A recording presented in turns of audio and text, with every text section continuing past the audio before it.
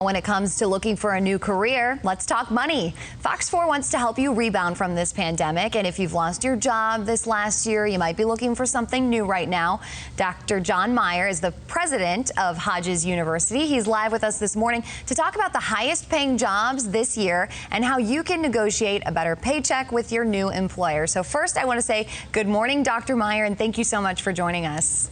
Good morning, Lisa. Thank you so much for having me. So in my limited research, I was looking at what are listed as some of the highest paying careers of 2021. I'm noticing a lot of them are in the medical field, technology, finance. Doesn't seem too surprising given the times that we're in right now.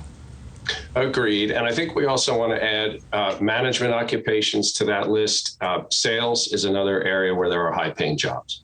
Lots of high-paying jobs available right now, and we're talking about kind of a wide array of salary ranges as well for these positions. We are. Southwest Florida is an interesting economy. It's really, when you look at the total number of jobs, it tends to be, retail jobs and hospitality jobs that you'll find most often in a search. They tend to overshadow some of these other jobs, but fully half of our economy is at the upper end of this socioeconomic spectrum.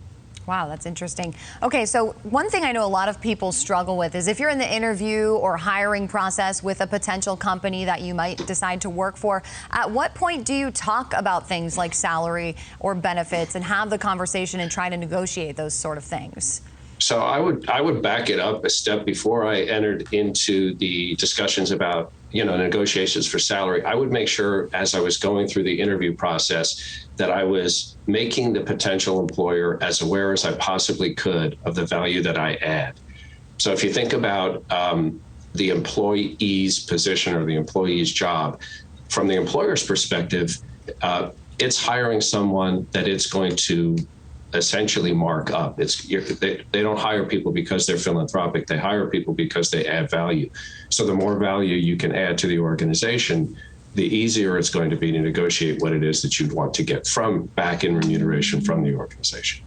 That makes sense. That makes sense. You definitely want to prove how valuable you are. And so then from that point, once you're going through the process, say you do have a job and you've worked there a few months and you decide, hey, I kind of want to renegotiate and see if I can get a little bit more money or maybe better benefits. How do you approach that kind of conversation? So to me, every negotiation is essentially the same negotiation. You've got two parties, right? In this case, the employer and the employee. And so the employee needs to figure out what it is that he or she wants. And so our default position often is, I want more money. I want another $100 a week, or I want to be able to buy a car, or whatever it is. So we tend to think of these things in terms of dollars in a paycheck. From the employer's perspective, it's dollars in a paycheck, but it's also total cost for that employee. So from an employer's perspective, we're going to look at what does it cost me to have that employee and what benefit does the organization derive.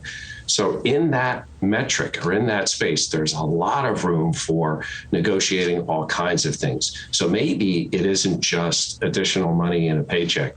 Maybe it's something like, this is the business that I'm in, right? So maybe it's something like a tuition reimbursement.